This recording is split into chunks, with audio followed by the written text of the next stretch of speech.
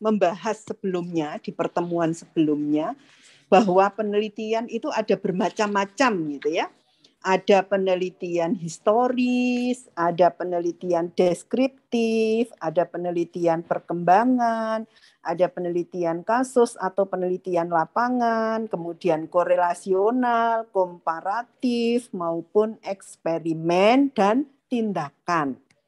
Nah, itu berdasarkan jenis desainnya. Nah, kemudian berdasarkan macam atau asal datanya, kita akan membagi eksperimen itu ada penelitian primer dan penelitian sekunder. Sedangkan berdasarkan terhadap ini lingkup penelitiannya, maka penelitian dibagi menjadi penelitian kasus, penelitian inferensial, ya. Dari penelitian kasus itu tidak keluar dari lingkup kasus, ya biasanya sifatnya adalah deduktif. Masih ingat apa itu penelitian deduktif dan penelitian induktif? Mas Ahmad Taufik. Jadi kalau penelitian kasus itu bersifat deduktif, penelitian inferensial itu bersifat induktif. Apa itu penelitian deduktif dan induktif? Ya, Prof. Apakah suara saya terdengar, Prof? Terdengar, Mas. Saya ingat penelitian secara deduktif itu yang dimana kita mendapatkan informasi atau data itu dari yang sudah ada dan kemudian kita teliti, kemudian kita buat laporan. Jika induktif maka itu sebaliknya, Prof. Yang bagaimana deduktif itu? Induktif itu seperti apa? Perbedaannya apa?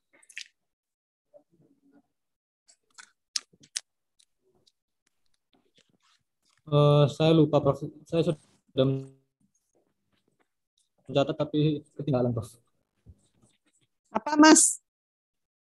Ayo, apa? Jadi jangan menyepelekan ya kuliah Medpen. Jadi nanti kalau pas mengerjakan tugas akhir sama sekali nggak diingat apa yang ada pada Medpen. Ya.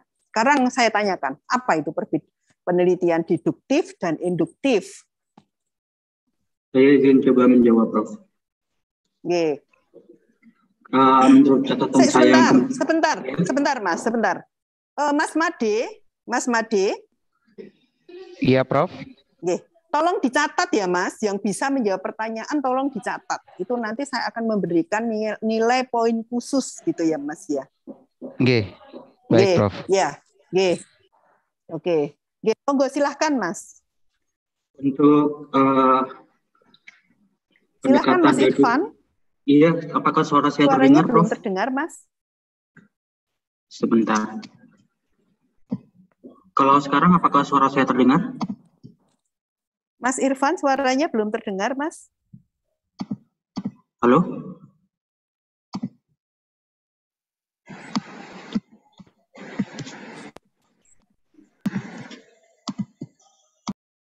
Suaranya udah terdengar belum, teman-teman? Sudah. Di saya sudah, Irfan. Oh, sudah terdengar sekarang. Monggo silakan, Mas. Pendekatan deduktif yang kemarin itu kalau tidak salah data empirisnya sudah ditetapkan secara khusus, kemudian reliabilitasnya lebih terjamin. Kemudian untuk kesimpulannya itu telah terarah sesuai dengan terbatas pada hipotesisnya. Kemudian, kalau yang induktif? Kalau yang untuk induktif itu datanya belum dipersiapkan sehingga tidak reliable, begitu, Prof. Kemudian kesimpulannya tidak terarah dan dapat melebar, jadi tidak terbatas pada hipotesanya, begitu, Prof. Sepengetahuan saya. Terima kasih. Baik, terima kasih, Mas Irfan. Ya, jadi perbedaan antara penelitian deduktif dan induktif. Jadi kalau penelitian kasus misalkan kita melakukan uji klinik pada pasien, ya itu berarti penelitian kasus. Pada penelitian kasus itu analisa data itu tidak keluar dari lingkup kasus, ya. Jadi di sini pada penelitian kasus itu bersifat deduktif, artinya berdasarkan teori atau konsep yang bersifat umum diaplikasikan untuk menjelaskan seperangkat data yang diperoleh dari kasus. Jadi kita mendapatkan kasus dulu, ya, kasus dulu, baru kemudian setelah kasus itu kita membuat suatu model, begitu. Itu yang disebut sebagai penelitian kasus atau yang bersifat deduktif. Ya. Jadi kalau penelitian induktif itu adalah penelitian ya yang dimulai ya dari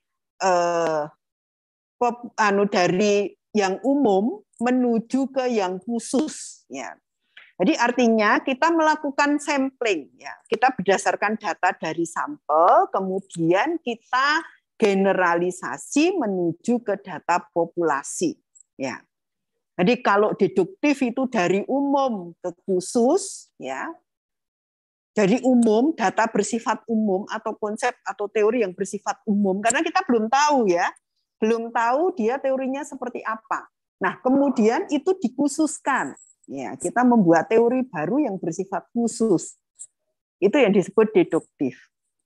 Sedangkan yang induktif itu dari data yang bersifat khusus ya dari data sampel itu kemudian diambil kesimpulan secara luas mewakili populasi. Itu yang disebut dengan penelitian inferensial.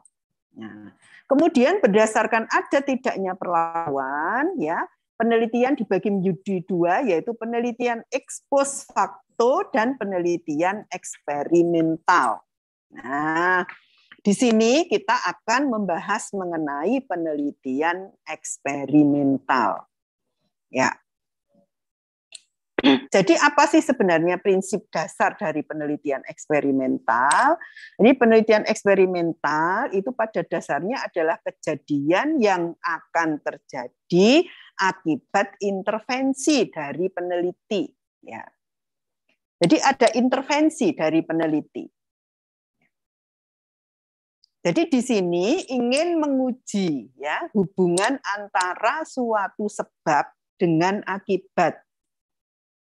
Jadi pengujiannya berupa pengujian yang untuk sistem tertutup ya.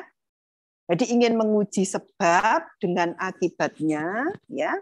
Sistemnya tertutup artinya kalau sistem tertutup itu adalah kondisinya terkontrol. Ya. Jadi idenya sebenarnya sederhana ya.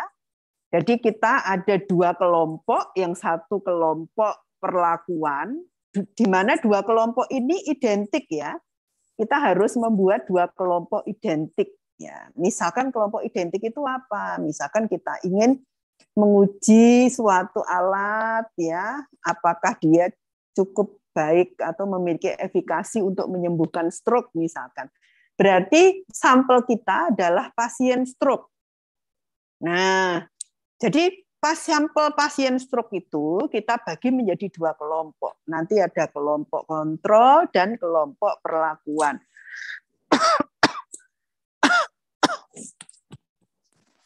Oke.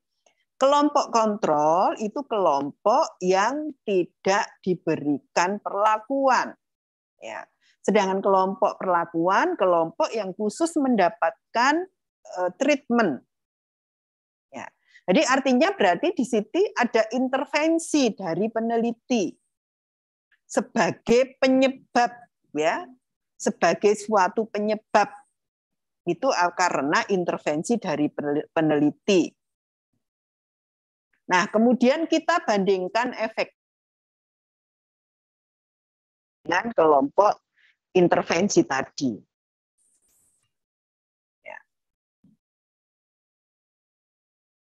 Jadi jika kita bandingkan itu ada perbedaan efek, maka perbedaan tersebut dikarenakan oleh intervensi, bukan karena faktor dari luar.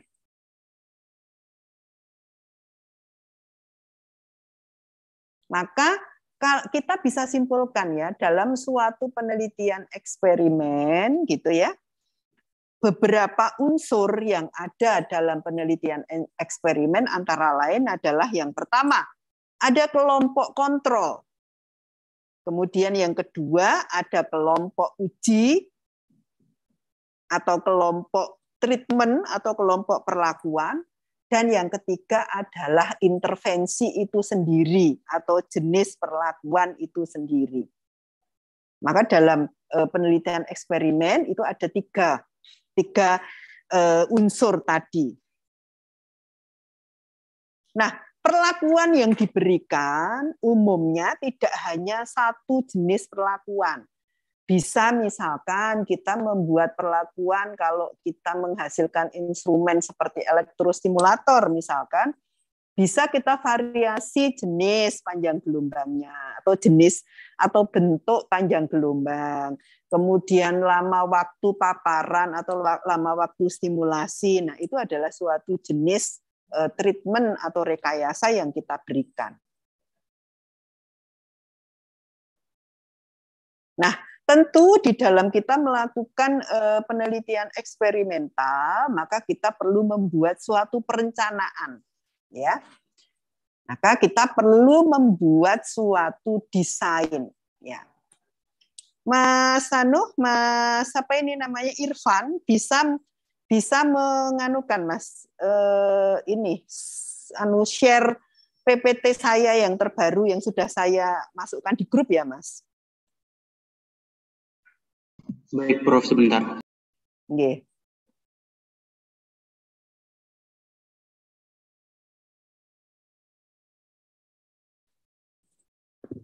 Ya. Nah, rancangan penelitian atau desain penelitian itu apa? Yaitu suatu rencana di dalam melakukan penelitian eksperimental. Sehingga diperoleh informasi yang relevan dengan permasalahan yang diteliti dan dimungkinkan analisis yang objektif. Tolong di-share, Mas. Di-show sudah ya? Oke, berikutnya, halaman berikutnya.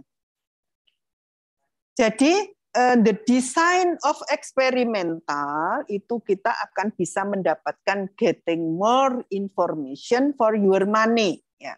Jadi kalau kita membuat suatu desain di dalam suatu eksperimen, ya, maka kita akan mendapatkan informasi yang relevan dengan permasalahan-permasalahan penelitian secara maksimal dengan materi, waktu, dan biaya yang minimal. Maka disebut akan mendapatkan getting more information for your money. Artinya itu.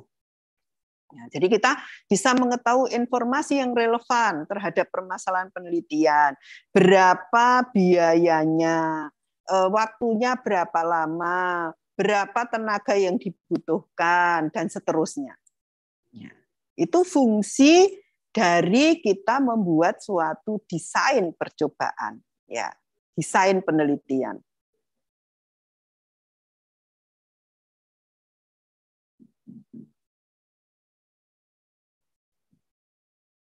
Nah, misalkan gini sebagai contoh ya, sebagai contoh, sebuah perusahaan ban ya, Goodyear gitu ya, sebuah perusahaan ban itu ingin melakukan uji coba misalkan terhadap kekuatan ban. Ya. Nah, dia memiliki dua produksi ban, yaitu ban tipe A dan ban tipe B. Nah, kekuatan ban ini itu biasanya ditunjukkan oleh tingkat keausan ya, atau tebal keausan jika digunakan ya dalam waktu atau digunakan dalam jarak 100 km non-stop di jalan tol. Ya. Nah, kalian nanti saya minta untuk menganalisis desain yang saya sampaikan, kelebihan dan kekurangannya. Ya, jadi tolong dengarkan baik-baik. Nah, untuk menguji ban tipe A dan tipe B, ya, maka saya menggunakan sekaligus 4 mobil Nah, kalau misalkan 4 mobil itu, ya saya serahkan sopirnya itu Mas Faiz, ya, kemudian Mas Yul, ya, Mas Rohman, ya, Mas Andi. Nah, ada 4 ya, Mas Faiz, Mas Yul, Mas Andi. Kemudian ban tadi tipe ban A dan B itu dipasang sebagai ban depan, ya, masing-masing di sebelah kiri dan sebelah kanan, secara random. Nah, kemudian dijalankan sejauh 100 km pada jalan yang sama. Kemudian diukur berapa tingkat keausannya pada masing-masing ban. Nah, sekarang kalau seperti itu, ya, bagaimana kalian analisis kalian jika saya membuat suatu desain penelitian seperti itu? Monggo, saya persilahkan dijawab Mas Ari Dewangga. Mas Ari, kamu bisa menyetir mobil, Mas?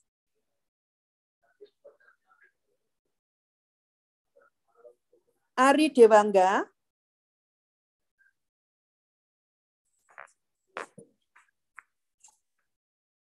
Apakah ada Ari Dewangga?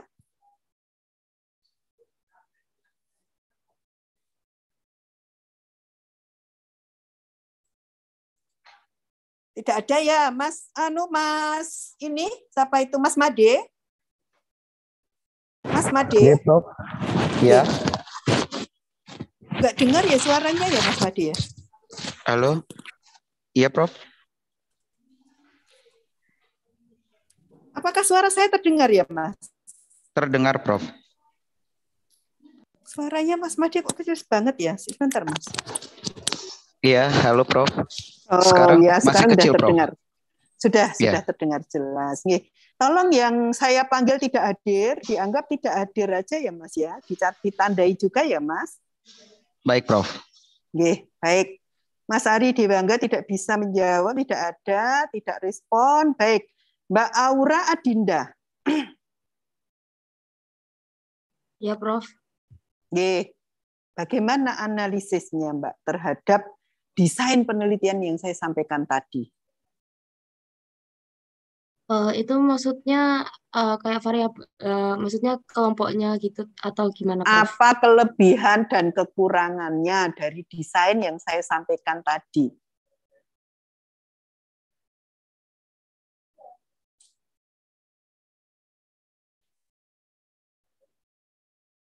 Apa, Mbak? Kamu bisa menyetir nggak, Mbak? Saya belum bisa nyetir mobil, Prof. Oke, baik. Nah, kalau menurut kamu, sebentar, Ahmad Fauzi, ayo. Ada? Ada, Prof. Oke. Kamu bisa menyetir, Mas Ahmad? Belum bisa, Prof. Oke. Ahmad Taufik.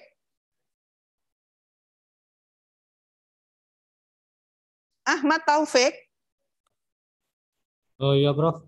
Oke. Kamu bisa menyetir nggak? Belum bisa, Prof. Ah, kok kabeh rung iso nyetir piye? Lainnya. Mas Alvin. Bisa menyetir, Mas Alvin? Alhamdulillah. Bagaimana kelebihan kekurangan dari desain yang saya sampaikan itu, Mas Alvin?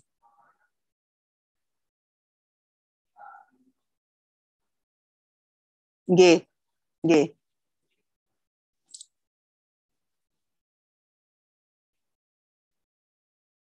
Nggih, benar.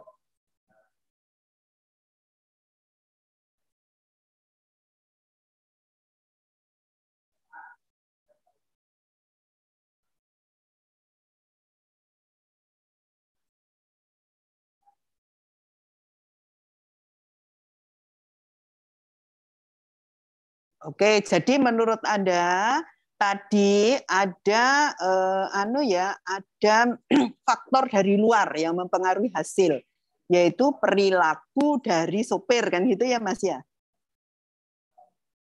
Ya, ada faktor dari luar ya, yaitu perilaku sopir. Benar. Nah, sekarang bagaimana untuk mengatasi seperti itu, Mas, kira-kira? Berarti desainnya harus saya ubah seperti apa? Supaya saya bisa menghilangkan efek perilaku sopir.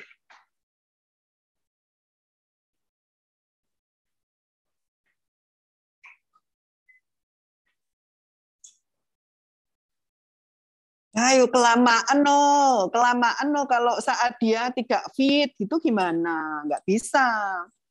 Kalau kita melakukan penelitian tidak paralel itu lama waktunya, Mas. Nggak selesai nanti.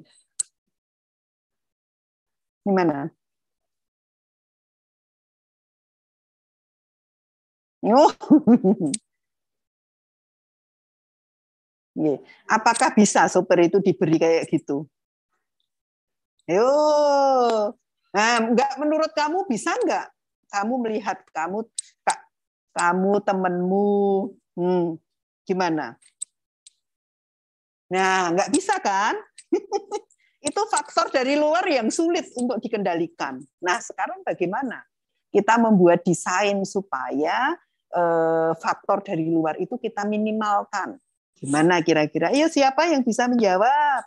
Nah, tadi Izin menjawab, Mas. Prof. Oh, silahkan. Monggo, Mas. Mas Irfan. Gimana, Mas Irfan? Made, Prof. Oh, Mas Made tuh ini. Iya. Iya. Monggo, silahkan, Mas Made.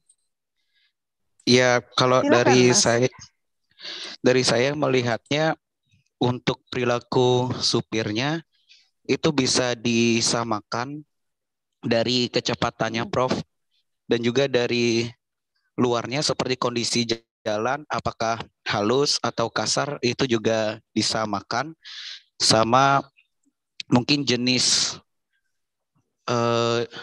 Kalau jenis mobil kayaknya nggak terlalu ngaruh sih. Mungkin 2 itu aja, Prof, dari saya. Mas, kalau kamu ke tol, mengendarai di jalan tol, bagaimana kamu bisa menyamakan kondisi jalannya, halusnya, gimana caranya kamu bisa menyamakan? Terus kemudian kalau kamu menguji di jalan tol, di mana jalan tol itu ya ono kendaraan lain, bagaimana kamu menyampaikan ke sopirnya, Pak, selalu di kecepatan ini, gimana caranya coba? Tak tanya, Mas. Mas Made. Nggak bisa kan? Nggak bisa kan? Ini kita di jalan tol ya, Prof? Loh, lah iya loh. Mosok DE perusahaan ban dadak gawe dalan dhewe nguji coba. Iya. Mungkin bisa disewa jalan tolnya buat pengujian. Oh, nggak mungkin lah. Jadi pengendara lain nggak boleh lewat jalan tol gitu. Nggak mungkin, Mas. Nah, pasti ya dia disewa di jalan yang sama kan gitu ya. Ayo silakan. Kalian harus cermat ya di dalam kita membuat suatu riset, suatu penelitian, kita harus cermat betul, mengamati ada faktor-faktor luar, bagaimana kita meminimalisir faktor itu dan sebagainya, itu harus betul-betul kita lihat dengan cermat. Ya. Silahkan, mungkin ada yang memberi masukan lagi, monggo silahkan, satu lagi saya beri kesempatan. Izin menjawab, Prof. Silahkan, Mas Taufan. Kalau menurut saya, mungkin daripada di jalanan umum yang banyak faktor eksternal atau menggunakan supir yang berbeda-beda, menurut saya, saya nggak tahu istilahnya apa, tapi konsepnya kayak bannya itu ditaruh di sebuah treadmill, jadi mobilnya berjalan di sebuah treadmill yang buat mobil.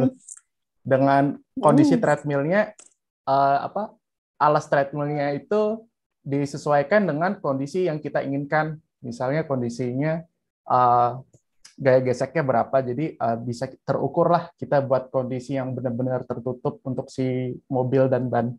Itu sih, Prof. Ya. Jadi Mas, itu kan kondisi ideal. Padahal kita di dalam melakukan suatu penelitian itu tidak pernah tercapai kondisi ideal, Mas. Ya. Jadi kita bisa membayangkan ya, tidak semua perusahaan ban itu yang kaya raya dengan uang yang banyak sehingga dia bisa membuat suatu alat atau suatu kondisi yang bisa seperti itu. Ya, jadi kalau misalkan kita beberapa parameter tadi kita bisa buat sehomogen mungkin, artinya bisa setertutup mungkin, tapi kadang-kadang hal seperti itu tidak bisa dilakukan. Nah, maka caranya bagaimana kita melakukan itu untuk meminimalisir yang disebut sebagai confound effect ya. Confound effect itu yaitu efek yang disebabkan karena kekuatan ban dan perilaku sopir. Karena kekuatan ban itu tertentu sangat dipengaruhi oleh perilaku sopir, gitu ya. Maka caranya adalah di tiap mobil itu langsung kita pakai 2 ban sekaligus ya. Kalau yang tadi di awal itu kita hanya misalkan ban A kita letakkan di mobil A, ban B kita letakkan di mobil B. Ya, gitu ya, secara acak ya. Maka kita tidak melakukan itu. Supaya 2 ban itu mendapatkan perilaku yang sama dari sopir yang sama, maka kedua ban itu kita letakkan di mobil masing-masing mobil ya.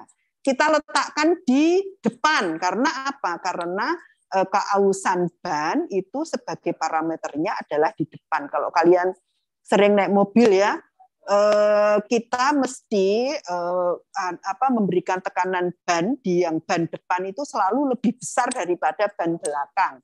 Karena ban depan itulah yang nanti akan berperan ya di jalan raya ya, yang akan mendapatkan efek keausan ban yang paling besar ada di ban depan. Ya. Maka 2 tipe ban tadi, tipe A dan tipe B itu langsung ditaruh di sebelah kiri atau di sebelah kanan. Ya. Jadi diacak ya. Misalkan mobil 1 itu yang ban A di sebelah kiri, ban B di sebelah kanan, mobil yang kedua misalkan ban B di sebelah kiri, ban A di sebelah kanan, gitu ya, diacak. Ya. Nah, dengan demikian 2 tipe ban tadi itu akan selalu dalam posisi yang berpasangan. Ya. Baik di sebelah kiri dan kanan maupun ya berpasangan di dalam hal sopirnya. Nah, jadi di rancangan penelitian yang ini perbedaan keausan itu oleh karena variabel perilaku sopir itu bisa dihilangkan. Ya, karena apa? Karena baik tipe ban A maupun tipe ban B itu mendapatkan perlakuan yang sama dari masing-masing sopir.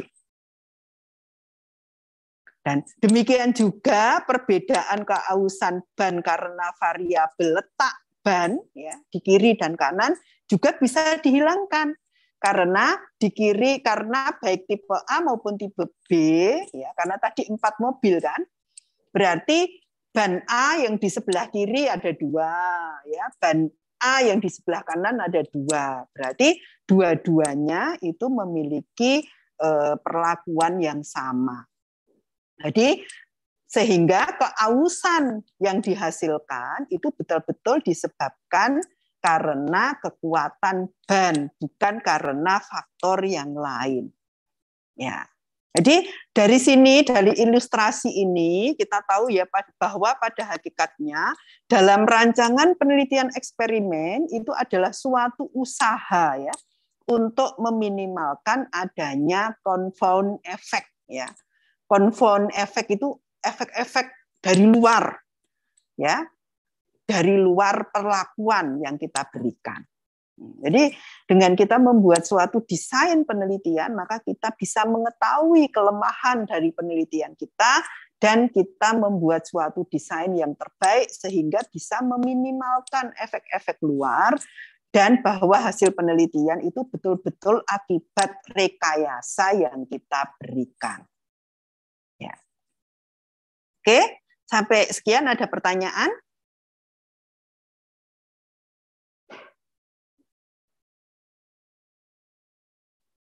Sudah cukup jelas?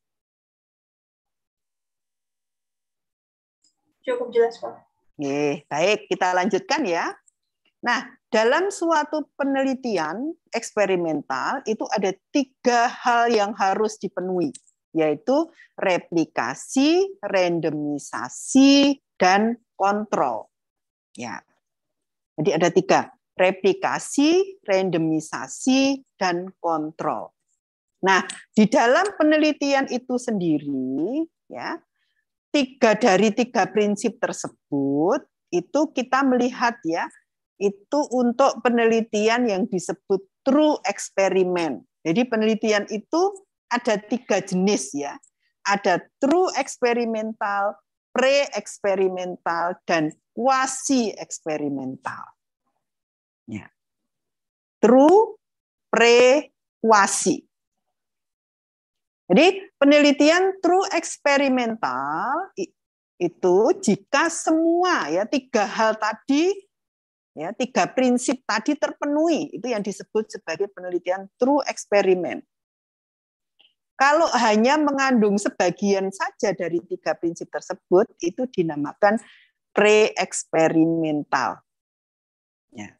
Maka kalau pada penelitian kuasi eksperimental itu sudah berusaha untuk memenuhi 3 prinsip, tapi belum mencapai tingkat yang sebenarnya. Ini yang disebut sebagai kuasi eksperimental. Ya.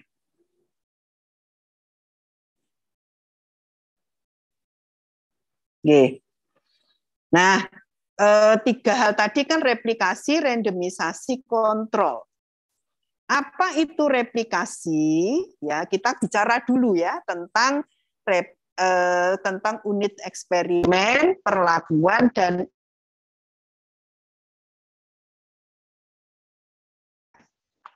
nah, yang disebut sebagai unit eksperimen, ya, unit eksperimen, unit material, ya, kepada siapa suatu perlakuan itu diaplikasikan. Itu yang disebut sebagai unit eksperimen.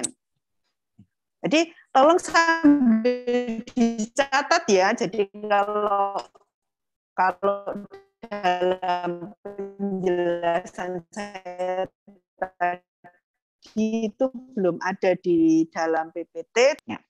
Jadi unit eksperimen suatu perlakuan. Sedangkan perlakuan itu adalah rekayasa, ya, yaitu prosedur atau kondisi, ya, dapat berupa kombinasi dari beberapa perlakuan yang nanti efeknya akan diukur. Ya. Jadi efek perlakuan tadi akan diukur dan dibandingkan dengan perlakuan lain. Ya, jadi unit eksperimen itu dapat berwujud ya, misalkan seorang pasien, ya seorang pasien stroke, seorang pasien diabetes, misalkan kemudian ada juga seorang atlet, kemudian bisa seekor tikus, seekor kelinci. Jadi itu adalah unit dari eksperimen. Nah, perlakuannya apa saja ya? Perlakuannya misalkan tadi stimulasi listrik, kemudian ada perlakuan pemberian obat, perlakuan pemberian dosis obat, ya. Kemudian perlakuan misalkan pengaturan temperatur dan seterusnya. Itu yang disebut sebagai treatment atau perlakuan. Ya.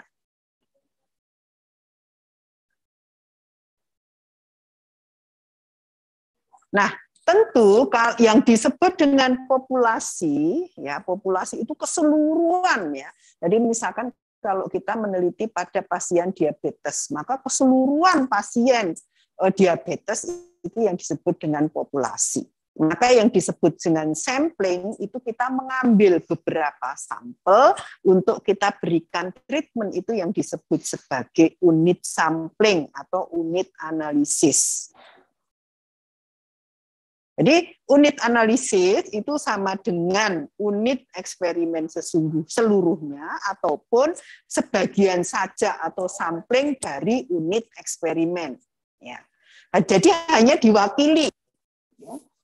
Makanya disebut ada teknik sampling.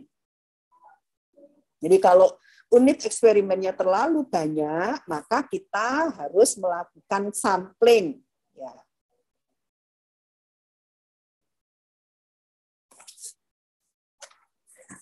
Kemudian yang berikutnya adalah replikasi. Replikasi itu adalah banyaknya unit eksperimen yang mendapatkan perlakuan yang sama pada kondisi tertentu. Dengan kata lain, berapa kali suatu perlakuan yang sama diberikan pada unit eksperimen. Nah, sekarang saya ingin bertanya ya pada Mbak Alia Ranabila. Iya, Prof. Ada Mbak Alia? Ada, Prof. Nggak ada Mbak Alia? Ada, Prof. Halo? Halo? Halo? Halo Mbak? Halo ya, Prof. Apakah suaranya kecil ya Mbak dan Mas yang lain? Terdengar, Prof, katanya Fauzi. Suaranya Mbak Alia ini kecil atau besar ya, Mas? Mas Made? Saya mungkin karena pakai headset jelas dan besar, Prof.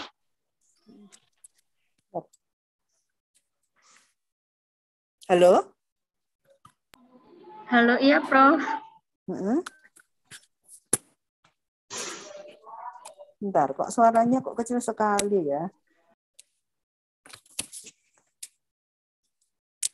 Oke, Mbak. Pertanyaan saya adalah, apa bedanya, Mbak?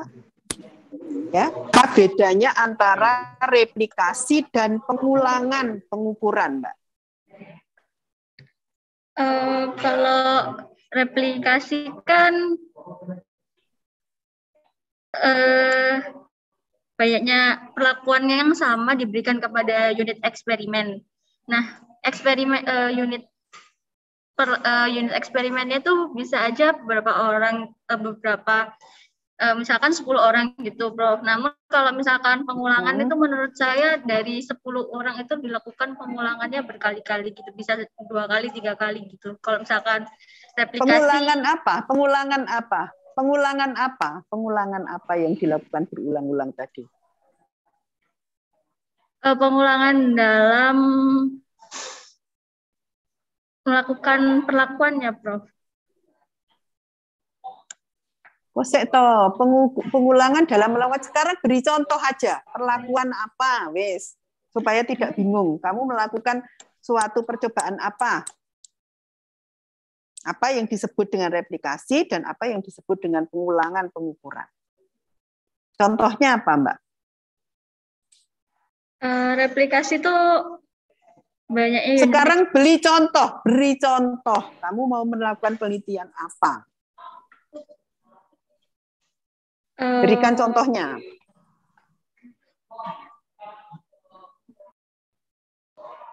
Misalkan kalau misalkan replikasi itu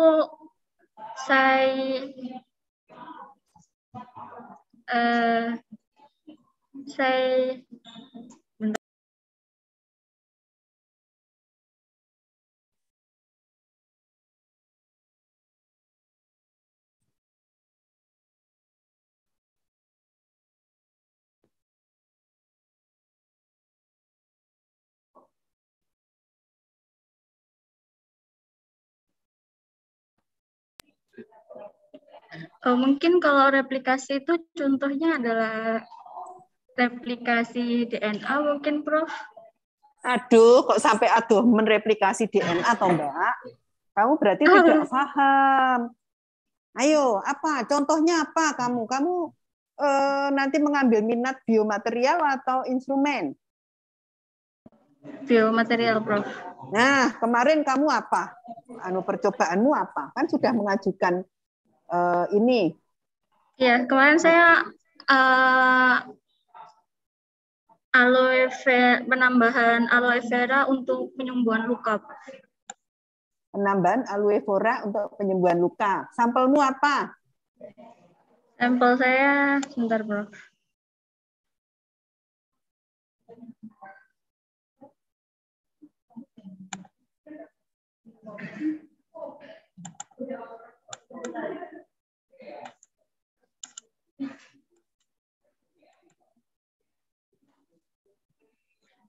Saya judulnya pengaruh penambahan ekstrak lidah buaya aloe vera terhadap sintesis hidrogel dan kalsium alginat. Terus sampelmu apa?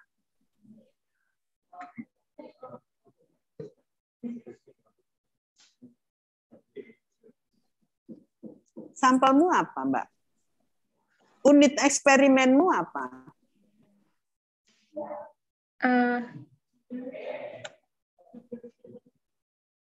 Luka, Prof, pada manusia.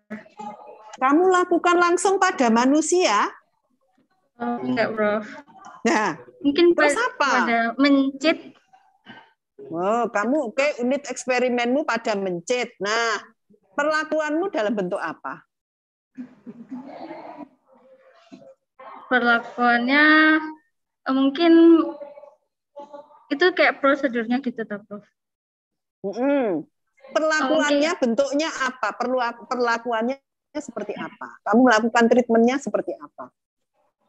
Mungkin mencitnya itu mungkin disayat terlebih dahulu, dilukai terlebih dahulu, terus nanti misalkan ada 2 mencit nih ya, Prof. Yang satunya tidak dilakukan penambahan aloe vera, namun menggunakan sintesis hidrogel dan kalsium alginat sama, cuman yang satunya juga dikasih aloe vera, terus nanti dilihat dan dihitung berapa lama masa penyembuhan dari luka mencit tersebut. Nah, sekarang saya tanya, yang disebut replikasi itu apa? Yang disebut dengan pengukuran pengulangan itu apa, Mbak?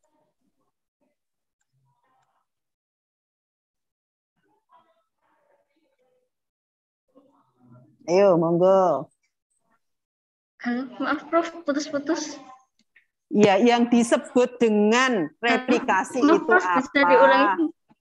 Walah, yang disebut dengan replikasi itu apa? Yang disebut dengan pengulangan penelitian itu apa? Replikasi itu pengulangan perlakuan kembali yang sama dalam suatu eksperimen. Dalam percobaanmu itu apa, Mbak? Kamu terapkan di dalam percobaanmu. Aku bukan tanya definisinya. Kamu terapkan di percobaanmu. Yang mana yang disebut replikasi, yang mana disebut pengulangan? Yang disebut replikasi itu penambahan aloe vera-nya itu mungkin waktu saat salah, Mbak, salah. Itu salah, ya. Oke, silakan. Saya tanya kembali pada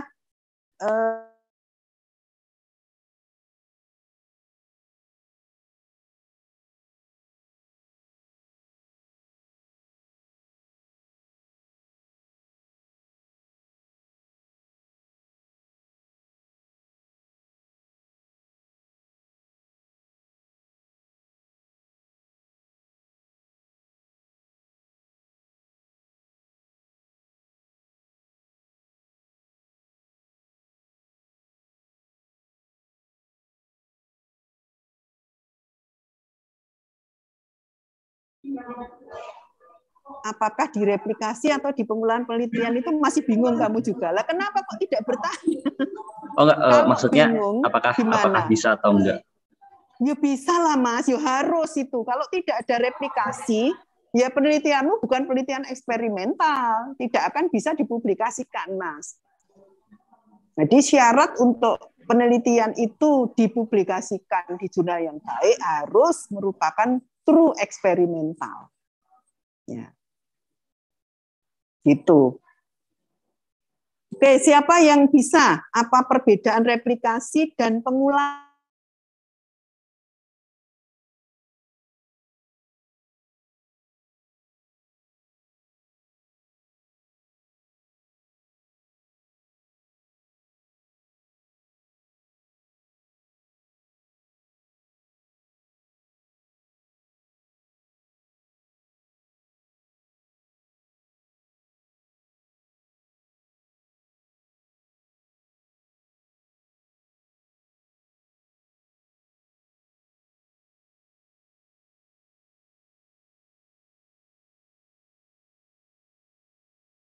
Oh, jadi kayak harus di restart gitu. Jadi mencet yang lain kita berikan aloe vera.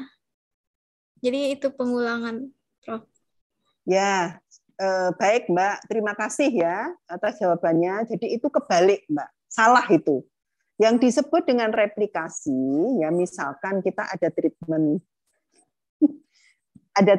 ya, ada 3 treatment, misalkan treatment kelompok kontrol, kelompok perlakuan pemberian aloe vera, kemudian yang ketiga kelompok treatment dengan menggunakan misalkan menggunakan obat itu obat merah biasa sebagai kelompok kontrol, dan itu kan berarti ada 3. Maka dari 3 percobaan itu, ya masing-masing treatment itu ada 10 tikus, digunakan 10 tikus. Nah, itu yang disebut sebagai replikasi. Jadi 10 tikus itu mendapatkan treatment yang sama. Ya. Jadi kalau 3 perlakuan, maka 3 perlakuan itu masing-masing 10, 10, 10, jadi ada 30. Ya. Ada 30 unit eksperimen. Nah, kemudian yang disebut dengan pengulangan pengukuran, kan kita akan mengukur ya. Jadi itu sembuh benar atau enggak, gitu ya. Nah, sembuh benar atau enggak? Kalau sembuh itu parameternya apa? Misalkan parameternya berdasarkan HPA-nya, histopatologi anatomi. Ya, jadi histologi selnya. Nah, maka kita mengukur, misalkan di masing-masing tikus, ya itu kan kalau kita membuat preparat histologi, ya kemudian di situ kita bisa mengukur ya berapa kadar ininya ya, kemudian jarak antar selnya misalkan. Nah, itu kita ukur jarak antar selnya itu misalkan 3-5 kali. Maka itu yang disebut sebagai pengulangan pengukuran. Ya. Nah, misalkan kan tadi karena kita buat preparat berarti ada sekian lapang pandang. Nah, dari lapang pandang itulah yang disebut dengan pengulangan pengukuran. Ya. Oke, paham?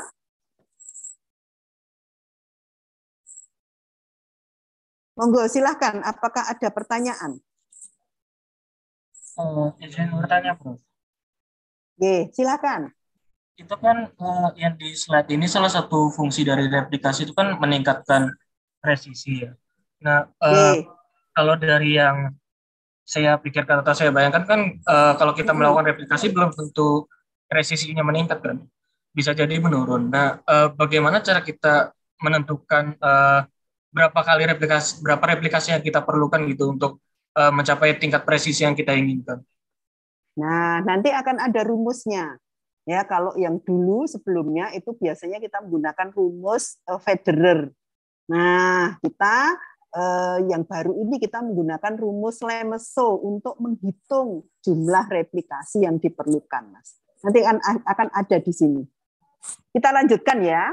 Mungkin silahkan ada pertanyaan lagi, silahkan. Oke, jika tidak ada kita lanjutkan ya. Baik. Sudah paham ya apa itu bedanya replikasi dan pengulangan pengukuran. Ya. Jadi fungsi dari replikasi itu adalah untuk mengestimasi kesalahan eksperimen. Ya.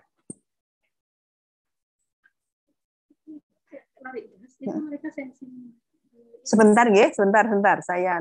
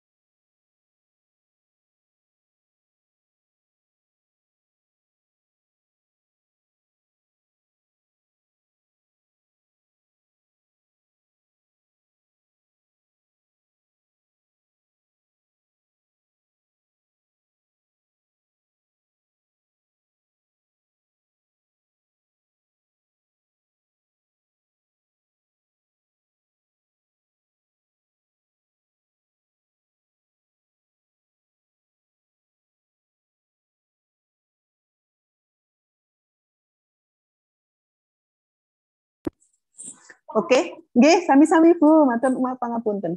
Nggih, baik. Saya akan lanjutkan. Suara saya terdengar ya? Halo, suara saya terdengarkah? Terdengar, Bu. Terdengar, Prof. Karena sambil jam saya ini sambil berbarengan dengan praktikum eksperimental. Jadi saya sekaligus membimbing untuk praktikum. Ya. Jadi fungsi dari replikasi di dalam eksperimen itu adalah untuk mengestimasi kesalahan eksperimen, ya. Kemudian juga untuk meningkatkan presisi, ya, dari hasil eksperimen dan meningkatkan serta memperluas jangkauan generalisasi hasil eksperimen. Ya. Ada di situ fungsinya. Ya. Nah, kalau kita melihat ya dari estimasi kesalahan eksperimental, maka diperlukan suatu uji kemaknaan ya, atau estimasi batas ketangguhan, itu yang disebut sebagai confidence interval dari hasil penelitian tersebut. Ya. Jadi kalau suatu penelitian itu hanya dilakukan satu kali, artinya tidak ada replikasi, maka tentu ya di dalam penelitian ini ya kita akan mendapatkan, kita hanya memasukkan errornya adalah error sistematis, yaitu error dari setengah least count dari alat ukur yang kita gunakan. Nah, tapi kalau kita melakukan replikasi, maka kita akan meminimalisir error random. Ya. Nah, error random itu kita bisa minimalisir dengan kita melakukan replikasi. Ya. Itu sudah pernah kita pelajari sebelumnya di praktikum fisika dasar. Nah, kesalahan di dalam eksperimen, ya, kesalahan di dalam eksperimen itu kan bermacam-macam ya, bisa dari alat ukur, paralaksis, faktor-faktor dari luar dan sebagainya.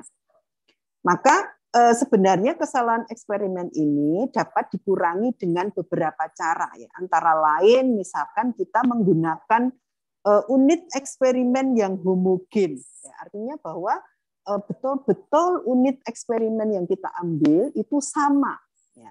Jadi misalkan kalau saya ingin penelitian pada pasien stroke, ya, pasien stroke-nya itu usianya berapa, ya, kemudian berapa berat badannya, jenis stroke-nya, itu harus kita buat sehomogen mungkin. Ya, jadi jangan sampai faktor luar itu akan mempengaruhi treatment kita. Ya. Nah, kemudian tentu kita harus menggunakan rancangan eksperimen yang efisien. Nah, nanti kita akan menjelaskan berbagai macam jenis rancangan penelitian. Nah, kita sudah bicara tentang replikasi, berikutnya kita bicara tentang randomisasi. Yang disebut dengan randomisasi itu adalah pengacakan. Jadi di mana setiap unit, nah ini caranya untuk menghitung replikasi ya. Coba Mas, dinaikkan. Nah ini rumus Lemeso, ini rumus Federer. Untuk bagaimana cara kita menghitung suatu replikasi. Jadi kalau penelitiannya adalah rancangan acak lengkap, kita gunakan T kalikan N-1 lebih besar daripada 15. Kalau kita menggunakan, sudah selesai. Oke. Nggih, monggo. Kalau kita menggunakan rancangan faktorial, maka nanti T-1 dikalikan N-1 lebih besar daripada 15. Itu kalau kita menggunakan rumus Federer. Coba naik, Mas. Diturun lanjut, Mas. Lanjut. Nah, ini kalau kita menggunakan rumus Lemeso, ya. Kita menggunakan persamaan ini. Nah, baik, kita lanjut ke randomisasi.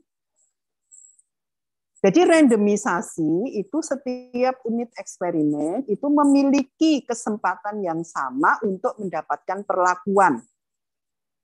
Ya. Jadi dengan kata lain bahwa setiap perlakuan itu dapat diaplikasikan dengan probabilitas yang sama terhadap unit eksperimen. Jadi randomisasi ini untuk mewujudkan keadaan random.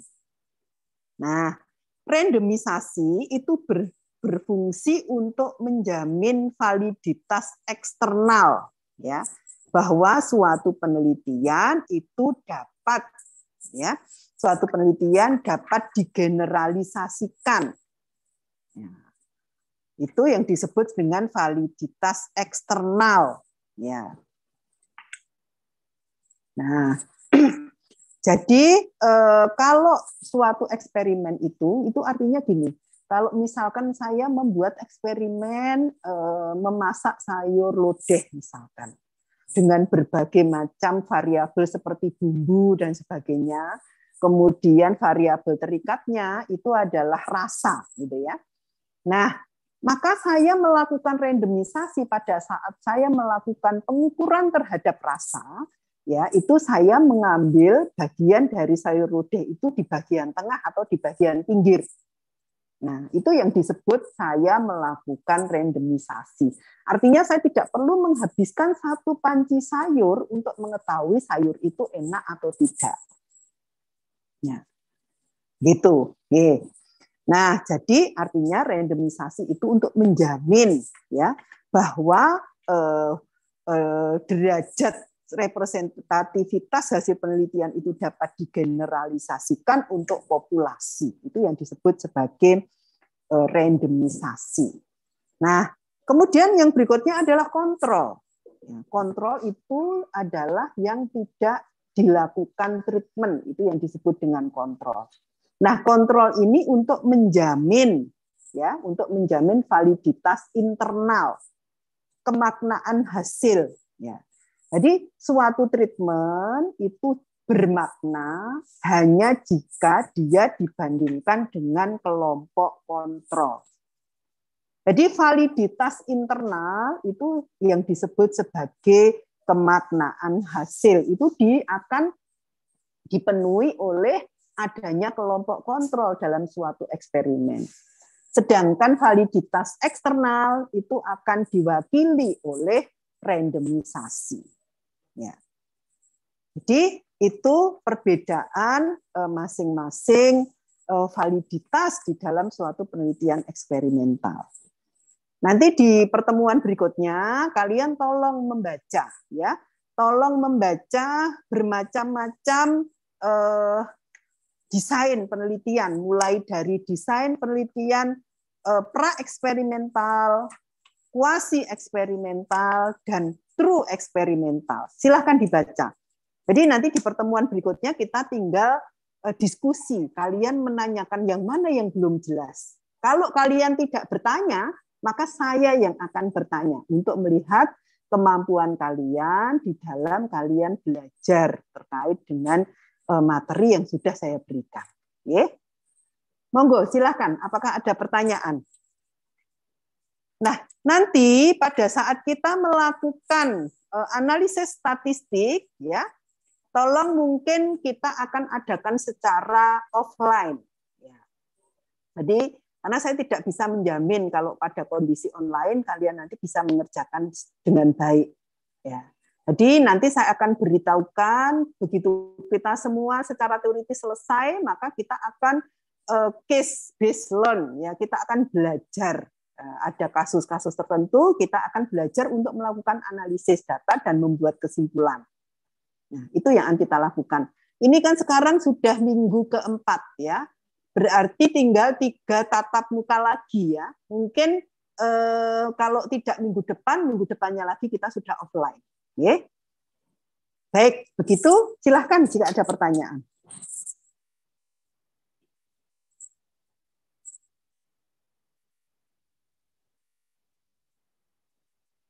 Silahkan.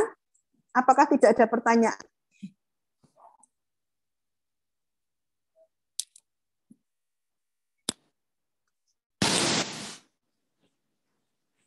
Mas Made?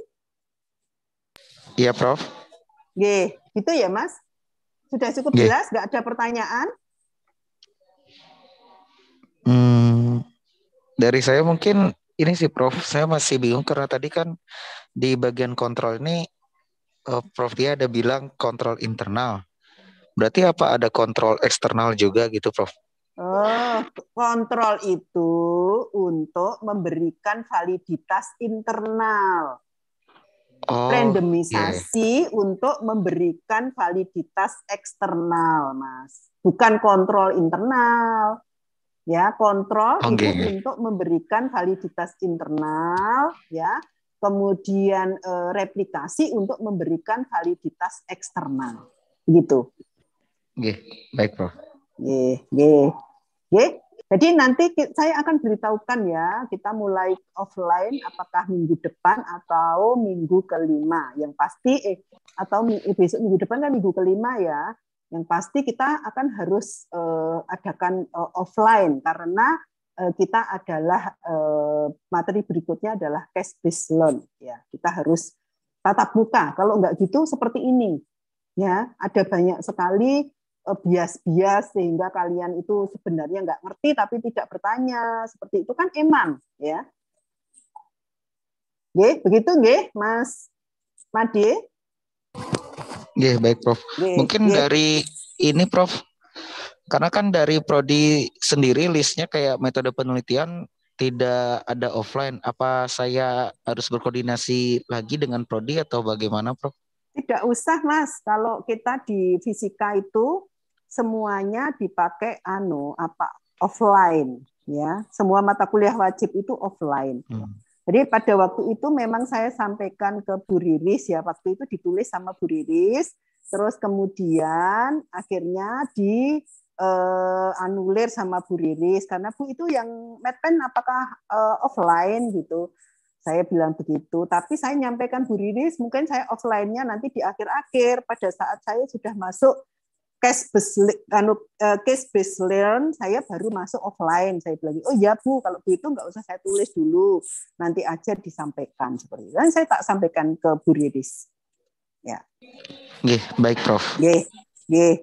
Baik, gitu Mas Made. Terima kasih Mas dan Mbak sekalian, waktunya sudah habis ya. Terima kasih banyak. Mohon maaf jika ada kekurangan kekhilafan. Semoga bermanfaat. Kita akhiri. Wabillahi taufiq wal hidayah. Wassalamualaikum warahmatullahi wabarakatuh. Waalaikumsalam. Waalaikumsalam warahmatullahi wabarakatuh.